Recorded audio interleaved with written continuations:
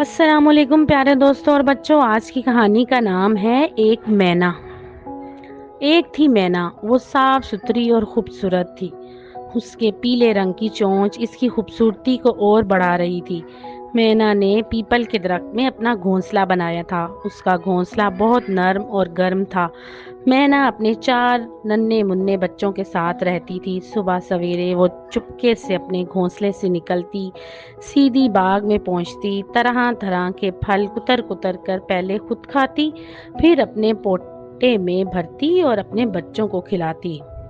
ایک دن مالی باغ میں گھوم پھر کر درختوں پر لگے پھل دیکھ رہا تھا اور سوچ رہا تھا کہ اس بار فصل خوب اچھی ہوئی ہے، مالک بہت خوش ہوگا۔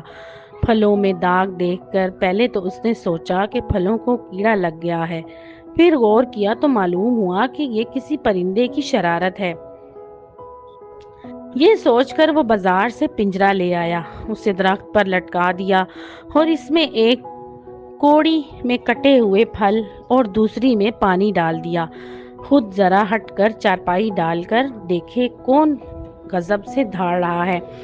مینا روز کی طرح باغ میں آئی، کٹے ہوئے پھلوں کے لالچ میں پنجرے میں آ گئی۔ پنجرے کی کھڑکی پھٹ سے بند ہو گئی، باہر نکلنے کا کوئی راستہ نہ ملا۔ وہ بہت گھبرائی، پنجرے میں اڑ اڑ کر تھک گئی تو چپکی چپکی سی ہو کر بیٹھ گئی۔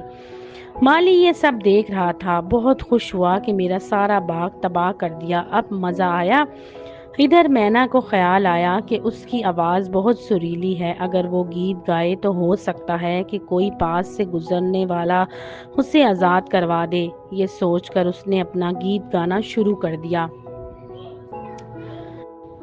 ایک ہاتھی والا وہاں سے گزرا، اس نے مینا کی آواز سنی اور وہ سمجھ گیا کہ کوئی پرندہ مصیبت میں ہے۔ وہ باغ میں آیا تو مینا کو پنجرے میں بند پایا۔ اس نے مالی سے کہا، میرا ہاتھی لے لو اور اسے آزاد کر دو۔ مالی کہنے لگا، تمہارا ہاتھی لے لوں تو اسے کیا کھلاؤں گا؟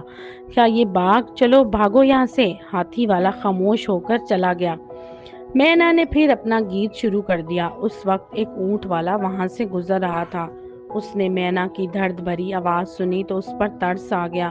سوچا ضرور یہ مصیبت میں ہے، اس کے بچے ہوں گے جو اس کی راہ تکتے ہوں گے۔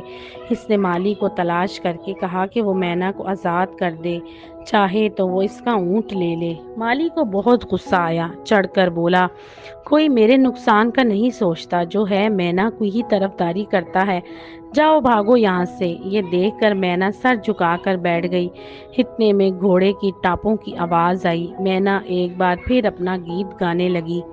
گھوڑے والا رک کر گیت سننے لگا۔ وہ مینا کو ڈھونڈتا ہوا باغ میں آیا اور مالی سے کہا، اس معصوم پرندے کی دعا لو، اسے آزاد کر دو، چاہے میرا گھوڑا لے لو۔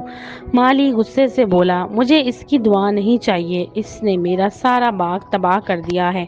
گھوڑے والا بھی ناکام لوٹ گیا۔